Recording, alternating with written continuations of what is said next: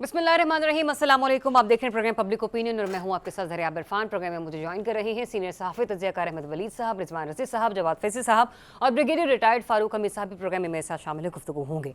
नाज़रीन, 11 मार्च को बोलान में दहशत गर्दों ने ट्रेन पर हमला करके मुसाफिरों को यरगमाल बना लिया था, जिसे पूरी दुनिया ने देखा और इसके बाद मुसाफिरों की रिहाई के लिए पाक फौज का ऑपरेशन जारी रहा। गुज़िश्ता शाम पाक फौज ने कामयाब ऑपरेशन मुकम्मल करते हुए मौके पर मौजूद तमाम दहशतगर्दों को जहन्नुम वासिल किया और कार्रवाई के दौरान यरगमाल मुसाफिरों को बाहिफाजत बाजियाब करवाया। DGISPR के मुताबिक दहशतगर्दों की कुल तादाद 33 बताई गई और फाइनल ऑपरेशन से पहले हिवानी दहशतगर्द जो थे वो 21 मासूम जानें ले चुके थे, जबकि 4 FC के जवान हमारे शहीद हुए। DGISPR का मजीद ये भी बताना था कि अब इस वाक़े के बाद रूल्स ऑफ द गेम तब्दील हो चुके हैं। नए रूल्स ऑफ द गेम हो क्या सकते हैं, इस पर हम आज अपने माहिरीन की राय जानेंगे और ये भी जानेंगे कि मुल्क में दहशतगर्दी की जो नई लहर आई है इसके पीछे कौन से अवामिल कार फरमा हैं और क्या कोई दहशतगर्दी के खिलाफ बड़े पैमाने पर ऑपरेशन शुरू होने जा रहा है, क्योंकि वज़ीर आज़म भी आला सतह के इजलास के लिए कोयटा पहुंच चुके हैं। कौमी असम्बली में भी हमने देखा कि आज मुज़म्मती तौर पर करारदाद इत्तफाक राय से मंजूर हो चुकी है। बिलावल भुट्टो जरदारी साहब ने इज़हार ख्याल करते हुए नेशनल एक्शन प्लान 2 लाने का मुतालबा किया है, जबकि वज़ीर दिफा ख्वाजा आसिफ और PTI ने एक दूसरे पर सियासी पॉइंट स्कोरिंग भी की है। ऐसे अफसोसनाक और हसास वाक़यात पर हमारे मुल्क में सियासी पॉइंट स्कोरिंग क्यों शुरू हो जाती है, इस पर भी अपने माहिरीन का तज्ज़िया लेंगे।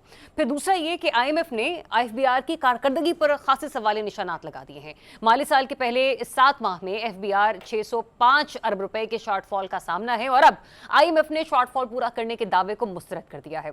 इसके अलावा ईरानी सुप्रीम लीडर खमनाई ने ट्रंप के धमकियां में इस खत का रद्द-ए-अमल दिया है कि ट्रंप की धमकियां दानिशमंदी नहीं, हम जौहरी हथियार बनाएं तो हमें कोई रोक नहीं सकता। अमेरिका रूस पर भी यूक्रेन के साथ 1 माह की जंग बंदी के लिए दबाव डाला जा रहा है। इन तमाम टॉपिक्स को प्रोग्राम में जरूर डिस्कस करेंगे, लेकिन सबसे पहले तस्करा 11 मार्च का, कि जिसके ऊपर अब बाकायदा ये हिदायत आ चुकी हैं कि दहशतगर्दी के खिलाफ नए जो है ना रूल्स ऑफ द गेम मुतय्यन किए जाएंगे, लेकिन ये होंगे क्या, ये एक सवाल है, निशान है। अहमद वलीद साहब, क्या होने चाहिए नए रूल्स, नए TORs के खुदा ना खास्ता पाकिस्तान को ऐसे मजीद किसी और सानहे का सामना ना हो? देखिए, किसी किस्म की भी जो बदअमनी है या लॉलेसनेस है या कहीं कोई तहरीक चल रही है जहाँ पे बैरून मुल्क जो हैं हमारे दुश्मन जो बैठे हैं उसका फ़ायदा उठा सकते हैं, तो उसको पूरे तरीके से एक स्ट्रेटजाइज करना चाहिए। 2 रुखी एक स्ट्रेटजी होनी चाहिए।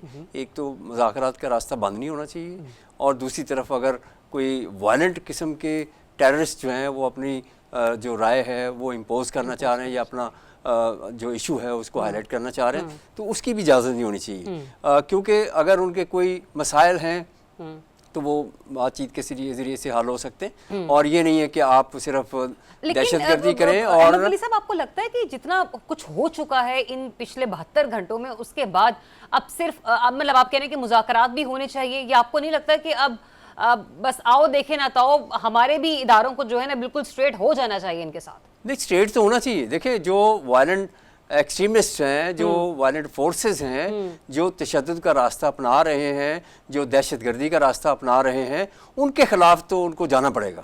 और दूसरी तरफ मैं इसलिए कह रहा हूँ कि ये जो मुज़ाकरात के रास्ते होते हैं वो करते सियासतदान तय, वो इंगेज करते हैं। उनके ऐसे उनको कहाँ से फॉर्डर कहाँ से मिल रहा है? नौजवानों से, बलूचिस्तान के अंदर से। अगर आप उनको इन्वॉल्व करेंगे, एंगेज करेंगे, तो उनके रास्ते बंद होना शुरू हो जाएंगे और कहीं ना कोई रास्ते निकलते हैं। जैसे अख्तर मैंगल हैं या और इस तरह के लोग हैं, आप उनको एंगेज करें, आप उनके साथ बातचीत करें, वो आगे फिर बात कन्वे करेंगे, कोई ना कोई रास्ता निकलेगा जिससे ये कूल डाउन होगा मामला। ये मुज़ाकरात का रास्ता है। लेकिन दूसरी तरफ अगर दहशतगर्दी या इस तरह के जो वायलेंट किस्म के इंसिडेंट्स हैं, वो उसकी स्ट्रेटजी जो है, उसकी जो सिक्योरिटी इंफॉर्मेशन जो है वो आपके पास पूरी होनी चाहिए कि ऐसा होना जो है उनके लिए मुश्किल से मुश्किल तर हो जाए। और वो ऐसे इकदाम, जैसे ये बहुत बड़ा वाक़या है ट्रेन का, यानी पूरी दुनिया के अंदर ये खबर गई कि पाकिस्तान में ट्रेन जो है हाईजैक हो गई। अच्छा, मैं हरगिज़ इस मामले को मोल्ड नहीं करना चाह रही, लेकिन आपको याद होगा गुज़िश्ता कुछ 3-4 रोज़ पहले, मतलब इस वाक़े से 2 रोज़ पहले, पाकिस्तान और अमेरिका के दरमियान भी कुछ खुशगवार तरीके से कुछ जुमलों का तबादला हुआ और पाकिस्तान एक दहशत पकड़कर अमेरिका को भी दिया। मैं हरगिज़ मैं ये नहीं कह रही हूँ कि वो एक पहलू भी हो सकता है, मैं आपका तज्ज़िया लेना चाह रही हूँ कि सर मुहर्रिकात पसे पर्दा हो क्या सकते हैं? देखिए मुबारकात, वो अगर वो तो एक गुडविल जेस्चर था, और वो जो वाइट हाउस है वो बड़ा क्लैरिटी के साथ कह चुका है कि इन्फॉर्मेशन हमने पाकिस्तान के इदारों को दी, और वो पाकिस्तान अफगानिस्तान के बॉर्डर पे ही था, और पाकिस्तान के सिक्योरिटी इदारों ने उसको अरेस्ट किया, और इसके ऊपर ट्रंप ने पहली अपनी तकरीर में कांग्रेस में इसको एडमिट किया और शुक्रिया अदा किया। एक बहुत बड़ा गुडविल जेस्चर था उनकी तरफ से भी कि ठीक है, आपने हमारी हेल्प की है, और ये बंदा जो हमें दरकार था, आपने हमारे हवाले कर दिया।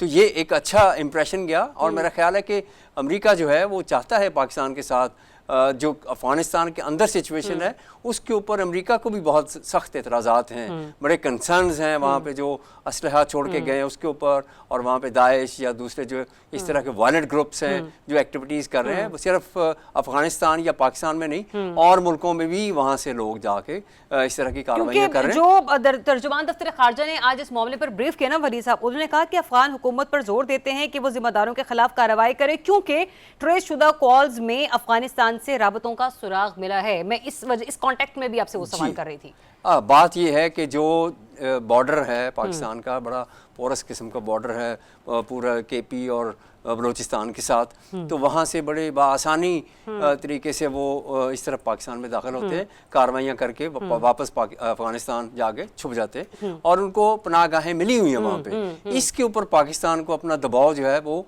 सख्त करना चाहिए, और उनको अफगानिस्तान को बताना चाहिए कि ये आपके भी हक में नहीं है, हमारे भी नहीं है, क्योंकि इससे कंसर्न जो इंटरनेशनल कंसर्न आ रहे हैं ना कि ये जो मामलात हैं सारे, ऑब्वियसली जो इंटरनेशनल कम्युनिटी है उनका पाकिस्तान और अफगानिस्तान के ऊपर बड़ा कंसर्न है। यहाँ पे लॉ एंड ऑर्डर की जो सिचुएशन है, जब से अमेरिका वहाँ से गया अफगानिस्तान से, उसके बाद अमेरिका तो ये चाहेगा कि यहाँ पे अमन हो, और ख़ास तौर पे देखे चाइना वो कारोबार करना चाह रहा है दोनों मुल्कों के साथ। अब चाइना से ज़्यादा किसी का इंटरेस्ट नहीं होगा कि यहाँ पे अमन हो, और वो चाइना चाहता है कि दोनों तरफ अफगानिस्तान और पाकिस्तान में ये इस तरह की कार्रवाइयाँ जो हैं वो नहीं होनी चाहिए, ताकि उनका कारोबार भी मुतासर ना हो और ये खित्ता तरक्की भी इसी सूरत में कर सकता है। बिल्कुल ऐसे रिजवान रज़ी साहब, कल जिस वक्त आपने ये खबर ब्रेक की थी, यकीनी तौर पर हम सबके लिए एक खुश आइंद लम्हा था कि ये ऑपरेशन जो है वो मुकम्मल हो चुका है। अब चूंकि जिन बाखबर ज़राए से आपने ये हमें रिपोर्ट किया था, जाहिर सी बात है आपके राब्तों में आपको ये भी महसूस हुआ होगा कि दहशतगर्दी के खिलाफ अब बड़े पैमाने पर एक ऑपरेशन किया जा सकता है। कब तक हो सकता है, और इस बार जो हमारी सिक्योरिटी फोर्सेस हैं, जो हमारी इस्टेब्लिशमेंट है, जो हमारी पाक अफवाज है, वो कितना एग्रेसिव होंगी अपनी जितनी भी उनके इक़दाम हैं उठाने में? देखिए, आपने जो अभी फिक्रा कहा कि किया जा सकता है, मैं इसमें से सकता जो है वो निकालना चाहता हूँ। किया जाएगा ये मेरे पास जो लेटेस्ट इन्फॉर्मेशन है। लेकिन एक बात जो है वो अहमद वलीद साहब को जो आपने सवाल किया था, मैं उसका जवाब दे दूँ तो फिर आगे चलते हैं। देखिए, अमेरिका ने, चाइना ने हमें इन्फॉर्मेशन दी कि जनाब दहशतगर्द इधर हैं, हमने चाइनीज़ को सीरियसली नहीं लिया, और ज़ाहिर चाइनीज़ को इन्फॉर्मेशन उनके रशिया के साथ जो इन्फॉर्मेशन शेयरिंग का जो भी सिलसिला होगा उधर से आई होगी। फिर उसके बाद अमेरिका ने हमें बाकायदा इन्फॉर्मेशन दी कि ये आपकी इसके अंदर टेरिटरी के अंदर ये लोग मौजूद हैं। अब हमने वहाँ पे ऑपरेशन करके ये बात इस्टेब्लिश की कि हमारी यहाँ पे रिट कायम है। आप एक ख़ास नुक्ता नज़र से या एक ख़ास पॉलिटिकल थॉट से जुड़े हुए लोगों को कि अगर गुफ्तगू सुने, उनके ट्वीट्स पढ़ें या उनकी सोशल मीडिया पे गुफ्तगू सुने या उनकी पार्लियामेंट के अंदर गुफ्तगू सुने, तो वन पॉइंट एजेंडे पे है कि जनाब पाकिस्तान की तो रिट ही नहीं है बलूचिस्तान के अंदर। तो ये लार्जर पर्सपेक्टिव का हिस्सा था कि इस्टेब्लिश किया जाए कि पाकिस्तान की रिट नहीं है। पाकिस्तान ने अपनी रिट इस्टेब्लिश की जब उसने शरीफुल्लाह को और बाकी 8 अफराद को, टोटल 9 अफराद को पकड़ के रूस के, चाइना के, रूस के और ईरान के, सॉरी अफगानिस्तान के, ईरान के और अमेरिका के हवाले किया, हमने इस्टेब्लिश किया। अब जिन कुव्वतों ने ये साबित करना था कि पाकिस्तान की बलूचिस्तान में रेट खत्म हो चुकी है, उन्होंने ये वाला लॉन्च किया कि देखिए इतना बड़ा डिजास्टर है और ये 550 लोगों को हॉस्टेज बना लिया गया है। आज जो फैसलों की एंडोर्समेंट होनी है क्वेटा के अंदर, वो फैसले कल शायद एक इनफॉर्मल मीटिंग के अंदर ले लिए गए और आज सिर्फ वहां पे बैठ के उनके ऊपर इनपुट लिया जाएगा और उसे एक फॉर्मल शक्ल के तौर पे ले दी जाएगी, लेकिन अंडरस्टैंडिंग मौजूद है। और उसमें देखिए उनका ये, अगर हम अगवा कुनिंदगान की तरफ जाएं तो वो अपनी तरफ से अनफोल्ड कर रहे थे अपने मुतालबात। उन्होंने अपने मुतालबात की एक फहरिस्त तैयार की हुई थी जिसमें कैदियों का बाहमी तबादला भी शामिल था, जिसके अंदर ग्वादर से जाना भी शामिल था, चाइनीज़ का इनखला भी शामिल था, पाक फौज का इनखला भी शामिल था। ये सारी उन्होंने अपने मुतालबात की फहरिस्त रखी हुई थी। अच्छा। हाँ, और आप अगर अंदाज़ा करें कि इस वक्त सोशल मीडिया के ऊपर ये बात फैलाई जा रही है कि 100 के करीब मुग़वियान जो हैं वो अभी तक अगवा कनिंदगान के कब्जे में हैं। वो बुनियादी तौर पे इसलिए कि उन्होंने तो तैयारी की हुई है, इन हमारे व्लॉगर और यूट्यूबर्स ने तो तैयारी कर रखी थी 4-5 रोज़ हफ्ते की, कि हफ्ते तक तो ये मामला चलेगा। वो दरमियान में एसएसजी कमांडो आ गए तो उन्होंने वो मामला जल्दी निपटा दिया। तो अब वो ये उड़ा के कि जनाब अभी 100 उधर ही है। भाई अगर 100 अफराद किसी भी अगवा कुनिंदा के कब्जे में हैं तो वो उसकी कोई एक तस्वीर, कोई वीडियो क्लिप, कोई ऑडियो क्लिप जारी कर दे, ठीक है, वो नहीं है। इसका मतलब ये है कि ये हमारे जो यूट्यूबर को ज्यादा मसला है, जिन्होंने तैयारी तो 4 दिन की हुई थी और ऑपरेशन जो है वो चंद घंटों में खत्म हो गया। लेकिन इसमें कोई शक नहीं कि जो प्रोपेगेंडा होता है उसकी वजह से भी मामलात की जो हसासियत है वो बिगड़ जाती है। आखिरी 2 फिक्रे और वो ये है कि एक तो ये है कि जिस तरह 9 मई के मुल्ज़मान को पकड़ा गया और उसके दौरान जो कुछ भी हुआ, मुझे खदशा है, जो मेरे पास इंफॉर्मेशन है उसकी बुनियाद के ऊपर, कि उसी तरह का एक ऑपरेशन जो है वो अब लॉन्च होने जा रहा है। बलूचिस्तान में तो खैर जारी रहता है हमेशा ऑपरेशन, ये बाकी एरियाज के अंदर जहां पे सोशल मीडिया सपोर्ट गई। I am very sorry Rizwan रज़ी साहब, I am really very sorry. हम नेशनल मीडिया पर बात कर रहे हैं। 9 मई के मुल्ज़िमान का ताल्लुक एक सियासी जमात से है। आप जिनके बारे में बात कर रहे हैं वो एक दहशतगर्द गिरोह है जिसका किसी सियासी जमात से, किसी मजहब से ताल्लुक नहीं होता। नहीं, मैं उनको मिला नहीं रहा आपस में, मैं तो आपको मैग्नीट्यूड ऑफ द ऑपरेशन बता रहा हूं कि वो जो जिस तरह का उनके खिलाफ हुआ था ना, कि कहीं पे कोई सुनवाई नहीं थी कई दिनों तक, और फिर लोगों का पता नहीं था कि वो कहाँ हैं, ठीक है ना। लेकिन अच्छा चले, आपने तो अपना पॉइंट ऐड कर दिया। हाँ, पर मैं सिर्फ एक चीज को यहाँ पे जरूर हाईलाइट करना चाहूंगी, और बाकी दीगर मेरे जितने भी सीनियर्स हैं वो इस चीज पे अपना मौकिफ दे सकते हैं। मेरी कोशिश भी होगी कि हम प्रोग्राम में आगे चलकर बात करें। आज भी जब कौमी असम्बली का इजलास हुआ, ख्वाजा आसिफ साहब की जो मैंने गुफ्तगू सुनी, यकीन जानिए ख्वाजा आसिफ साहब हमसे बहुत सीनियर हैं, आपने सियासत में बहुत सर्व की है, लेकिन आज जिस किस्म की बयानबाजी है, जिस किस्म की गुफ्तगू आपने टारगेटेड की, मुझे नहीं लगता कि कौम इस किस्म के खताबात के, इस किस्म की तकरीर या इस किस्म के अल्फाज सुनने के लिए आपका इंतजार कर रही थी। मेरे ख्याल से हमारे सियासतदान, दोनों पार्टियों की तरफ से मैं कह रही हूँ, उन्हें थोड़े होश के नाखून लेने चाहिए। जो 3 दिन गुजरे हैं ये इंतहाई अजियतनाक, इंतहाई दर्द भरे गुजरे हैं, क्योंकि जितने भी सोशल मीडिया सारफीन है, सहरी और अफ्तार के औकात में ईशा की नमाज हो, मगरिब की नमाज हो, सभी दुआ गो थे। Anyways, brigadier retired Farooq Hamid साहब हमें ज्वाइन कर चुके हैं। सर बहुत शुक्रिया आपका वक्त का। ब्रिगेडियर साहब, दहशतगर्दी के खिलाफ बड़े पैमाने पर डेफिनेटली ऑपरेशन का आगाज हम कह सकते हैं हो चुका है। हमारी पाक अफवाह चुप बैठने वाली नहीं है और ना ही उन्हें चुप बैठना चाहिए। पर सवाल यहाँ पर यह है कि आज बिलावल भुट्टो साहब ने भी जब कौमी असेंबली में खिताब किया तो उन्होंने कहा कि नेशनल एक्शन प्लान 2 लाया जाए। सर, क्या हम पहले के ऊपर सही से अमल दरामद कर पा रहे हैं कि हम नेशनल एक्शन प्लान का जो फेज 2 है वो लेकर आएंगे सामने? बिस्मिल्लाहिर्रहमानिर्रहीम, बहुत शुक्रिया। मेरी आवाज आ रही है ना आपको? जी जी जी ब्रिगेडियर साहब। देखिए जी, बात यह है कि मैंने शायद कल जो 1-2-3 शो जो मैंने कल किए थे उसमें मैंने क्लियरली ये कहा था कि साना APF के बाद जिस तरह ऑल पार्टीज कॉन्फ्रेंस हुई थी और एक कंसेंसस बना था सिविल मिलिट्री लीडरशिप का, तमाम पॉलिटिकल पार्टीज आई थी, तो उसके बाद नेशनल एक्शन प्लान आया था और उसके ऊपर भरपूर उसकी इम्प्लीमेंटेशन हुई थी। ऑपरेशन ज़र्ब भी हुआ, वगैरह वगैरह, मिलिट्री कोर्ट भी बने और पूरी कौम की उन्होंने सपोर्ट किया ये तमाम उस कार्रवाई को। तो मैंने कहा कि भाई ये सानिया जाफर एक्सप्रेस जो है, अब ये वक्त आ गया कि इसको भी आप कुछ अरसे के लिए ये सियासी पोलराइजेशन, इंतशार, ये बयानबाजी, ये तमाम एक दूसरे पे इल्जाम तराशी, इसको साइड पे करें और तमाम पॉलिटिकल पार्टी इकट्ठे हों और फिर एक नेशनल एक्शन प्लान आना चाहिए। क्योंकि 15 साल के बाद तो अपना तकरीबन 10 साल हो गए, तो नेशनल एक्शन प्लान तो रिडंडेंट हो गया मेरी नजर में। अब नए हालात हैं, नए मुहर्रिकात हैं और नए डायनामिक्स हैं सूरत हाल के। जिस किस्म की दहशतगर्दी है और जिस किस्म का सोशल मीडिया और ये तमाम डायनामिक्स है, तो मैंने कहा नेशनल एक्शन प्लान नंबर 2 वो होना चाहिए। तो शायद मैं पहला पाकिस्तानी था जिसने नेशनल एक्शन प्लान 2 की बात की। आज मुझे बड़ी खुशी हुई जब मैंने देखा कि गालिबन की मैं पढ़ा था कि बिलावल भुट्टो जरदारी साहब जो हैं उन्होंने भी पार्लियामेंट की फ्लोर पे नेशनल एक्शन प्लान 2 की बात की है। बिल्कुल मैं समझता हूँ उन्होंने ठीक बात की है, लेकिन खुदारा माहौल तो ठीक करे ना। हमारे मोहतरम ख्वाजा आसिफ साहब जो हैं, आपकी बात सही है, ये वक्त नहीं है इस किस्म की बातचीत करने का। दुश्मन दंदना रहा है केपी में और बलूचिस्तान में। अब जब मैं आपसे बात कर रहा हूँ तो खबर क्या आ रही है कि जनाब फिर वो केपी में जंडोला को जगह है, वहां पे फिर दहशतगर्दों ने सुसाइड बॉम्बर तो ऐसे आ रहे हैं जिस तरह के कोई आम ही दहशतगर्द जिस तरह पहले आते थे, अब तो सुसाइड बॉम्बर उस तरह आ रहे हैं। और फिर हमला हुआ और फिर जाहिर बात है फौज ने बड़ा भरपूर उनको जवाब दिया, उनके बड़े लोगों को मार दिया। मेरा कहने का मतलब यह है कि ये अभी मैं देख रहा हूँ वेव आफ्टर वेव होगी। आज अगर हमने बीएलए को इतना बड़ा धचका लगाया है, इतनी बड़ी शिकस्त उनको दी है, कोई शक वाली बात नहीं है।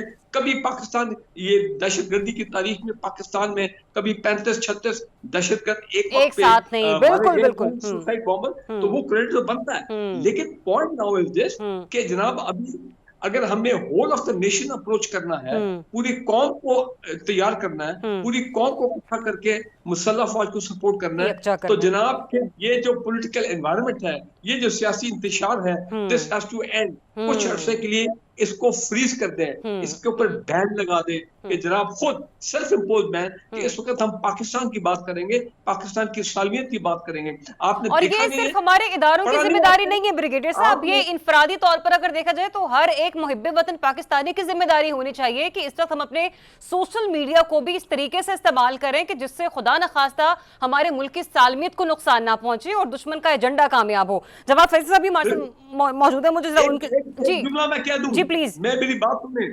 जनाब। हमारे मोहतरम ये जो बलोच लीडर है वेरी सीनियर मेंगल साहब, अख्तर मेंगल साहब, आपने पढ़ा उन्होंने क्या लिखा है?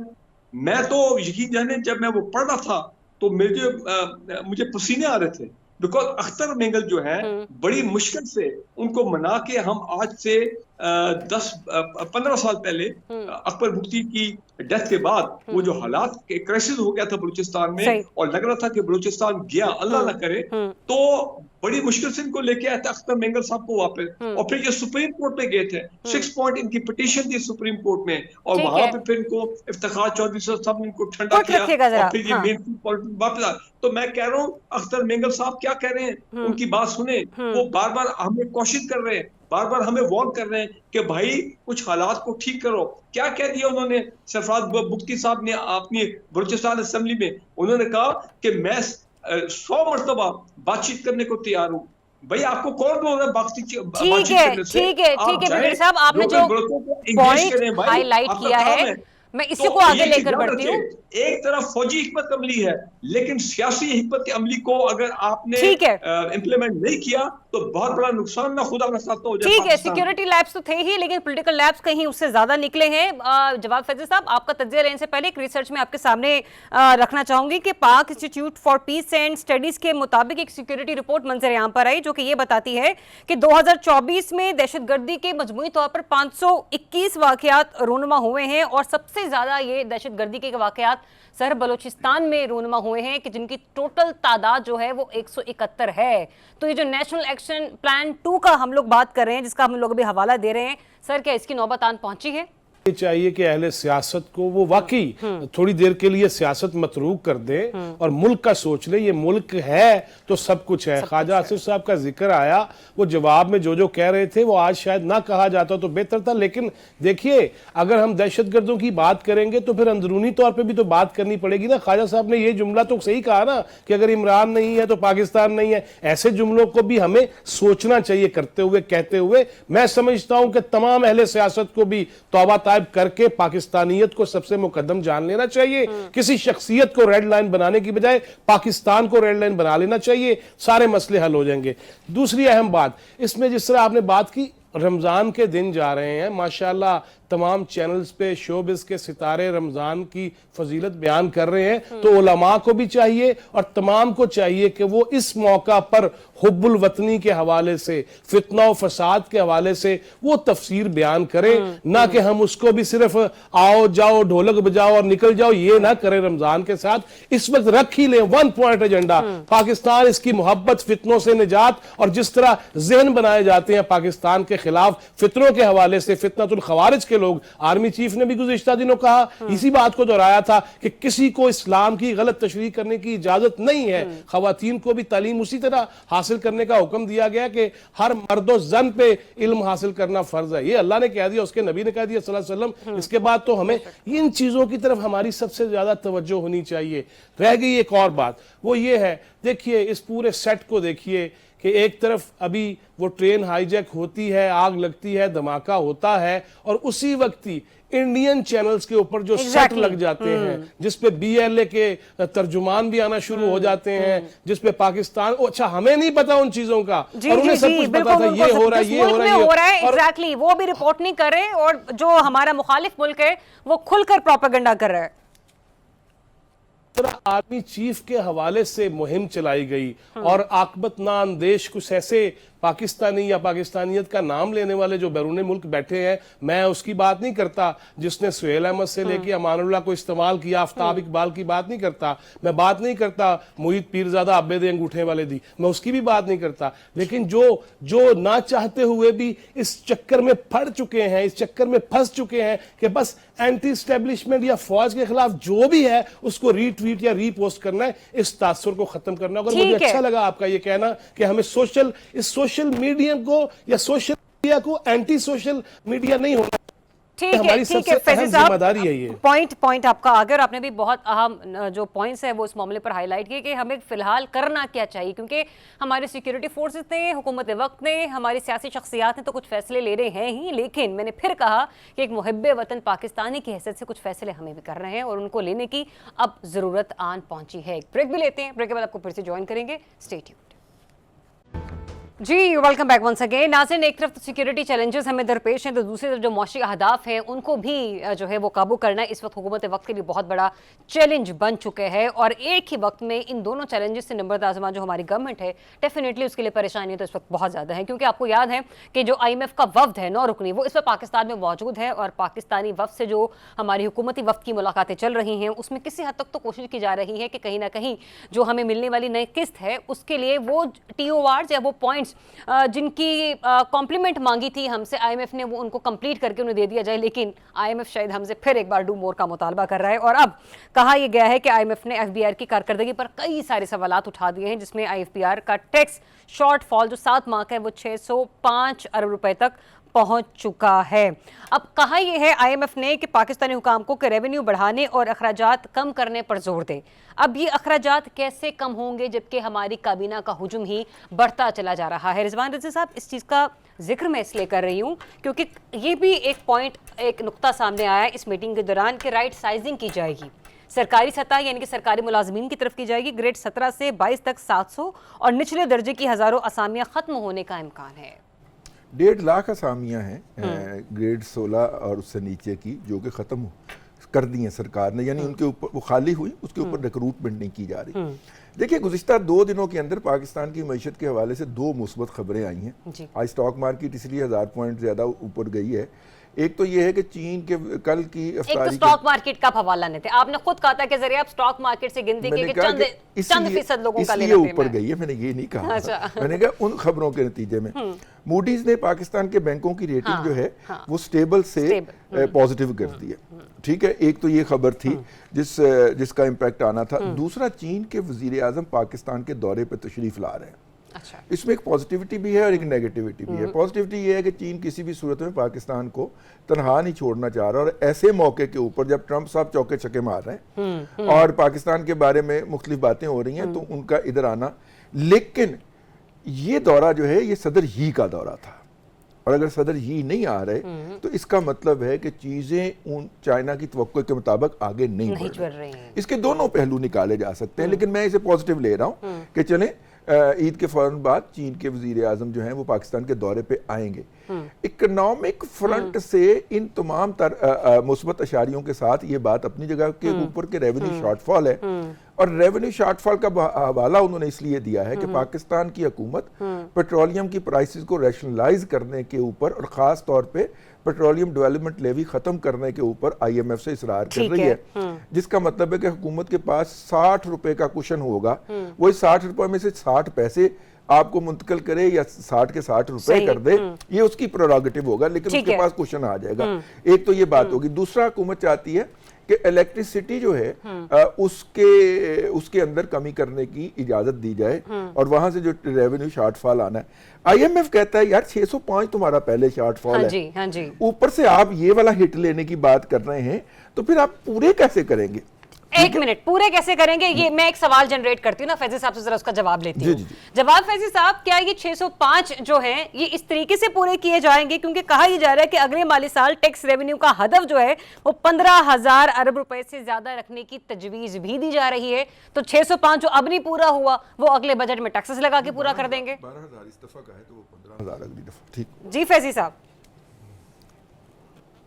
सवाल का भी रजी साहब भी जवाब देते, अच्छा जवाब दे रहे थे। मैं जो वक्त की कमी है ना, वरना मैं जरूर उनसे जवाब लेती। अच्छा, वो देखिए इशू पता क्या है, हदफ तो बढ़ाने भी पड़ेंगे डेफिनेटली, उसको असल में वो अचीव करना मसला है ना, वो करना पड़ेगा। आपने अभी वफाकी काबीना की बात की, देयर इज नो डाउट के सवाल उठते हैं कि एक तरफ खर्चे कम करने, एक तरफ वफाकी काबीना में इजाफा हो रहा है। तो मेरी भी ये बात हुई थी, पार्लियामेंट हाउस में हम बैठे हुए थे, तो कहा यह गया कि देखिए एक वजीर के पास अगर 2-2, 3 या कुछ वजारतें वजीर के बगैर चल रही थी, तो उससे रेलवे है, let's say you can say, अगर उससे भी प्रॉफिटेबल बनाना है तो उसके लिए भी बंदा चाहिए। अगर ओवरसीज और मजहबी उमूर की जो वजारत है वो एक ही शख्सियत के पास है, चाहे सालक साहब के पास थी, तो अब सरदार यूसुफ साहब आ गए हैं, तो आपको पता है आगे हज जा रहा है, ओवरसीज के अपने इश्यूज हैं, लिहाजा कुछ वजारतें तो जरूरी हैं। अच्छा फैजी साहब, एक मिनट, आपने कहा ना कुछ वजारतें जरूरी हैं, ये हमारी वजारत दाखिला ऐसे कौन से छप्पड़ फाड़ कर काम कर रही है कि वहां पर 3-3 वजीर भी लगे हुए हैं, मुशीर भी लगे हुए हैं, फिर मतलब समझ से बाहर है, वहां तो पार्ट टाइम काम चल रहा है। नहीं, देखिए जिस तरह दाखिली सूरत हाल है, जो दहशत गर्दी है, मैं तो समझता हूँ कि उसमें मजीद भी एक आध बंदे को लगाया जाए और डिफरेंट जो है ना वो दे दिए जाए कि लगाएं, लेकिन फिर एक ही वजीर के पास फिर डबल बर्डन भी तो ना हो कि चेयरमैन PCB का ओहदा भी है, ठीक है, फिर वो वजीर दाखिला भी है और उसके अलावा भी गालिबन कोई एक कुर्सी है उनके पास, कोई एक आधा कलमदान। नहीं, मेरा ख्याल है वर्ल्ड कप के बाद ना अब वो उन्हें वजारत दाखिला पे ही तवज्जो देनी चाहिए। अच्छा, मैं जो अर्ज करना चाह रहा था वो ये कह रहा हूँ, अब मेरी मारूजात कुछ इस तरह से हैं, ये तो इसमें तो देखिए IMF को तो हम कुछ कह नहीं सकते, बुरा भला भी नहीं कहना चाहिए। एक बंदे ने कर्जा आपको दिया है, शरायत उसने रख दी है, आपने मान ली है, उसको पूरा तो करना पड़ेगा। हाँ, जहां कोई चोरी चुकारी है, जहां चीजें हैं, असल बात तो वो है, उस पे वजारत दाखिला को भी शरीक किया जाए ऐसे मामलात में। मुझे अच्छी तरह याद है जब नवाज शरीफ साहब ने 2013 में हुकूमत संभाली तो पहली ब्रीफिंग में उन्होंने 2 बातें कही थी, एक तवानाई का बहरान खत्म करना है, एक अमनो अमान का मसला था। मैंने ही सवाल ये पूछा जो अगले दिन 6 सुर्खियां थी अखबारात की कि क्या आप बिजली चोरी रोकने के लिए वजारत दाखिला को इस्तेमाल करेंगे? उन्होंने कहा बिल्कुल करेंगे। तो मेरा ख्याल है कि हमें ऐसी चीजों की तरफ ज्यादा तवज्जो देनी चाहिए ताकि जो चोरियां है ना वो रुक सके और मुल्की मामलात बेहतर हो सके। चलें, आपने चोरियां रुकने के हवाले से बात की ना, यहाँ पे मैं एक सवाल थ्रो कर देती हूँ जिसका जवाब मैं आकर ब्रेक के बाद लूंगी अपने मेहमानों से। वो ये कि जो अभी हम लोग बात कर रहे थे ना कि सरकारी मुलाजमीन की जो है वो मुलाजमतें ख़त्म की गई और उनके ऊपर दोबारा रिक्रूटमेंट भी नहीं हुई और फिर इसके अलावा कुछ मर्जर्स किए गए सरकारी इदारों के, तो इस सूरत में हुकूमत ने 17 अरब रुपए बचाए थे। अब वो जवाब भी लेने की शायद जरूरत है कि वो 17 अरब रुपए गए तो गए कहाँ, क्योंकि एक तरफ तो FBR का जो रेवेन्यू शॉर्टफॉल है वो भी कंप्लीट नहीं हो रहा, दूसरी तरफ जो बचे बचाए पैसे थे उनकी भी समझ नहीं आ रही आखिर वो किस कौमी खजाने में रखे गए हैं। एक जवाब लेंगे इसका ब्रेक के बाद, स्टे ट्यून्ड। जी welcome back. Very precisely Ahmad Wali साहब, मैं भी सवाल ही छोड़कर गई थी ना कि इंतज़ाम किया गया हुकूमती इदारों का और मुलाजमीन की जो असामियाँ थी सरकारी वो ख़त्म की गई, जिसका भी हवाला रज़ी साहब भी दे रहे थे। तो उस ज़िम्मन में हुकूमत ने 17 अरब रुपए बचाए थे, क्योंकि हमने अखराजात में कमी करनी है और बचत भी करनी है और चोरियाँ भी जो हो रही हैं, जो डकैतियाँ डल रही हैं, हमने उनका भी जो है ना वो मुहासबा कर रहे हैं। तो सर इसका भी तो एहतसाब होना चाहिए ना कि जो हुकूमत ने पैसे बचाए हैं, टैक्सेस भी नहीं पूरे हो रहे, अब शॉर्टफॉल भी बढ़ता चला जा रहा है, तो फिर बचे हुए पैसे भी कहाँ जा रहे हैं? देखिए एक तो ये कि जो नई वजारतें मिली हैं, मेरा ख्याल है ज़्यादातर लोगों को तो अकोमोडेट किया, कोई ऐसा इस तरह से नहीं है कि बहुत अशद ज़रूरत थी और मिनिस्ट्रीज जो हैं बड़ी अफेक्ट हो रही थी कि जिसके नतीजे में कोई परफॉर्मेंस का मसला बना हुआ था। ये जो रेलवे को प्रॉफिट में लाने की बात है, ये तो एक ख्वाब है कि आप कैसे पूरा करेंगे। रेलवे तो तबाह हो चुका है, आप प्रॉफिट की बात कर रहे हैं, वो तो चल जाए बड़ी बात है। तो दूसरी तरफ ये है कि आपने देखा होगा जब IMF का वफ्द जो है वो चीफ जस्टिस को मिला, और उसमें सबसे बड़ा पॉइंट जो है कोई मेरा ख्याल 3-3.5 लाख केसेस हैं जो पेंडिंग हैं, और कोई 4 ट्रिलियन रुपीज़ का टैक्स है जो कि जैम पड़ा है। यानी आपके खिलाफ आया टैक्स और आपने केस कर दिया, और केस में 2 साल 3 साल 5 साल लग गए, आपका फैसला नहीं हो सका, ना FBR को वो रकम वसूल हो सकी। तो आप एक पॉइंट ये आ गया, ठीक है, कि आप वो पैसा लूज कर रहे हैं, वो पैसा आपके पास नहीं आ रहा। और दूसरा ये कि टैक्स नेट बढ़ाने का जो आपका जो बहुत बड़ा ऐलान था कि जी हम टैक्स नेट में ज़्यादा लोगों को शामिल कर रहे हैं, ट्रेडर्स को शामिल कर रहे हैं। आप अभी भी देखें जितने भी इस शहर में हम बात करेंगे, कराची या बाकी शहर भी एक जैसे ही हैं, कि बड़े बड़े ट्रेडर्स जो हैं, चाहे वो छोटी सी अपनी शॉप करके बैठे हैं, तो उनका जो इनकम है, रेवेन्यू है, वो करोड़ों रुपए है, लेकिन टैक्स आप जब चेक करेंगे तो पता चलेगा 1 लाख रुपए टैक्स दिया, 1.5 लाख रुपए टैक्स दिया, तो टैक्स देने के लिए तैयार नहीं है। अगर नॉर्मली उनसे बात करें कि यार आप टैक्स क्यों नहीं देते जी, वो कहते हैं जी हुकूमत हमारे लिए क्या कर रही है। यानी कि वो पहले चाहते हैं कि हुकूमत पहले उनके लिए कुछ करे। इसमें कोई बुरा सवाल भी नहीं है वलीद साहब, आप भी टैक्स पेयर है, मैं भी टैक्स पेयर हूँ, फिर इन दी एंड हम भी पूछते हैं कि हम लोग फाइलर है, लेकिन हमें इंसेंटिव उस तरीके से नहीं मिल सकते। जी चक्कर ये है कि इसका मतलब ये नहीं है कि मैं टैक्स देना बंद कर दूं, मैं बगावत कर दूं, ये मुमकिन नहीं है। ये स्टेट को चल ही नहीं सकती इस तरह से। अगर आप कहें कि जी मैं टैक्स इसलिए नहीं दूंगा कि हुकूमत मेरे लिए क्या कर रही है, ये ऐसी बात नहीं है। जब टैक्स आपके पास आता है ऑब्वियसली फिर आवाम के ऊपर ही लगता है। अगर आप आज पंजाब को कोई 600-700 अरब डेवलपमेंट बजट मिल रहा है, अगर वो सारा टैक्स आना शुरू हो जाए, ये सारे केसेस भी हल हो जाएं, मे बी वो 3 गुना बढ़ जाए, 4 गुना बढ़ जाए। जब 4 गुना बढ़ेगा तो पंजाब की हुकूमत या सिंध की हुकूमत, ये सारे सूबों को जब पैसा ट्रांसफ़र होगा तो वो फिर अस्पताल ज़्यादा बना सकेंगे, लोगों को ज़्यादा से ज़्यादा सहूलियात दे सकेंगे। वो क्यों नहीं देंगे? यानी हर हुकूमत ने उसके ऊपर एक चेक तो लगा हुआ ना कि इलेक्शन आने और उन्होंने इलेक्शन जीतना है। अगर कारकर्दगी अच्छी नहीं होगी, अगर वो मनसूबे इस तरह के नहीं लाएंगे तो वो इलेक्शन नहीं जीत पाएंगे। तो इसका मतलब है कि उनको अगर ये पैसा आएगा तो ये सारी सहूलियात जो है वो लोगों को ही मिलेंगी। लेकिन इसका ये नहीं हो सकता कि पहले आप हमें वो चीज़ें दें, उसके बाद हम टैक्स देंगे। ठीक है ब्रिगेडियर साहब, हम हमेशा बात करते थे कि पाकिस्तान में मौशी इस्तेहकाम उस वक्त आएगा जब सियासी इस्तेहकाम आएगा। ना तो फिलहाल सियासी इस्तेहकाम आ रहा है, बल्कि सोने पे सुहागा ये कि पाकिस्तान इस वक्त दहशतगर्दी की लपेट में है और बड़ी बुरी तरीके से लपेट में। जैसे कि अभी रिजवान रज़ी साहब भी जिक्र कर रहे थे कि चीनी सदर ने आना था, लेकिन जाहिर सी बात है जो मौजूदा हालात है उसके ऊपर बहुत सारे सवाल निशान हैं, और ये बढ़ती हुई जो दहशतगर्दी है इससे CPAC गवादर पोर्ट बराह रास्त मुतासर होने का खदशा है। ये बिल्कुल ठीक बात है। और अभी खास ये जो सानिया जाफर एक्सप्रेस हुआ है, पूरी दुनिया में आपने देखे कैसे लोगों ने रिस्पॉन्ड किया है। ठीक है, तमाम कई हेड्स ऑफ स्टेट ने उसको क्रिटिसाइज किया, including the Chinese president and prime minister, United nation secretary general. लेकिन एक फोकस तो आ गया ना पाकिस्तान में कि जनाब अब बलूचिस्तान की जो मिनरल डेवलपमेंट है हर शोबे में, ऑयल एंड गैस, उसके बाद CPAC गवादर वगैरह वगैरह, हम तो चाहते हैं कि बाहर के लोग आए, वहाँ पे फॉरेन डायरेक्ट इन्वेस्टमेंट हो और लोग आके वहाँ पे ताकि हालात इकोनॉमिक टर्न अराउंड हो। अब मुझे ये बताएं, जब इस किस्म के हो गए कि अमेरिका ट्रैवल एडवाइजरी जारी कर रहा है और खास कह रहा है कि भाई KP और बलूचिस्तान में जो है हमारे लोग नहीं जाए क्योंकि वहाँ पे हालात जो बहुत खराब है। तो इन हालात में कौन FDI लेके आएगा या इन्वेस्टमेंट प्रोजेक्ट लेके आएगा KP और बलूचिस्तान में? सो देखें ये सूरत हाल ठीक नहीं है। मैं 2-3 बातें कहना चाहता हूँ। मैंने हमेशा IMF के ऊपर जो हमारा इन्हिसार है इसको हमेशा अपोज किया है कि ये हालात आ गए हैं, वो हमें माइक्रो स्क्रूटनाइज कर रहे हैं, हमें माइक्रो मैनेज कर रहे हैं। देखिए 2 हफ्ते से बैठ के हर मिनिस्ट्री में क्या सवाल जवाब चल रहे हैं, ठीक है ना। तो ये नौबत आ गई है। मुझे तो लग रहा है कि अल्लाह ये खुदा न करे कि वो दिन आए कि पता लगे हमारा जो फाइनेंस मिनिस्टर है वो भी IMF का बंदा हो, मतलब गोरा सही IMF का जो मुलाजिम है वो आके यहाँ फाइनेंस मिनिस्टर बना हो। और भाई कुछ एक न्यूक्लियर पावर हम हैं, हमारे पॉलिटिकल लीडर्स खुदा के लिए अपना माइंड सेट चेंज करें। अभी कल मैं क्या खबर पढ़ रहा हूँ, ये सुन ले जो दो बातें मैं आपसे एग्जांपल दे रहा हूँ जी। कि जनाब वो जो नए वज़रा आए हैं उनको ये गाड़ियां पसंद नहीं है पुरानी, तो लिहाजा कोई प्लान बन रहा है कि उनके लिए कोई नई गाड़ियां ली जाए जनाब। नंबर 1। नंबर 2 ये है कि मुझे यकीन जाने बहुत सख्त तकलीफ हुई है। परसों शाम को जब जाफर एक्सप्रेस का हमला जारी था तो क्या खबर आ रही थी, मोहतरम बिलावल भुट्टो जरदारी साहब प्राइम मिनिस्टर साहब को मिल रहे हैं। प्राइम मिनिस्टर साहब उनको कहा है 9 अरब रुपया हम आपको देते हैं जी जी जी, discretionary बिल्कुल public बिल्कुल, development कल ये fund, खबर मैंने और भी 25 डिस्कस की सुन थी। ले, 25 करोड़ रुपया पर पीपल पार्टी के एमएनए।